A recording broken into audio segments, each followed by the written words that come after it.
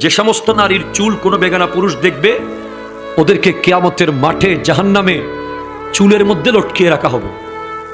2, যে সমস্ত নারী স্বামীর সাথে তর্ক করে কথায় কথায়, বাকবিতান্ডে জড়িয়ে যায়, কথায় কথায় জবাব দেয়, স্বামীর মনে আঘাত দেয়, তাদের জিহ্বার মধ্যে লটকিয়ে রাখা হবে।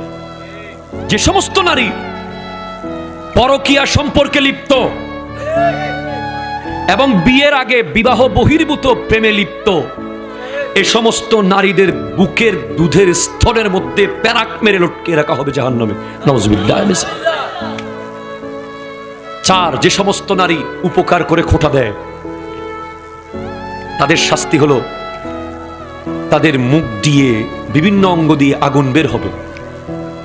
5, যে সমস্ত নারী ভালোভাবে পবিত্র হয় না, নামাজ নিয়ে হেও করে, ঠাট্টা করে, ওদের মাথা হবে কুকুরের মতো, গা হয়ে যাবে গাধার মতো। নাউজুবিল্লাহ।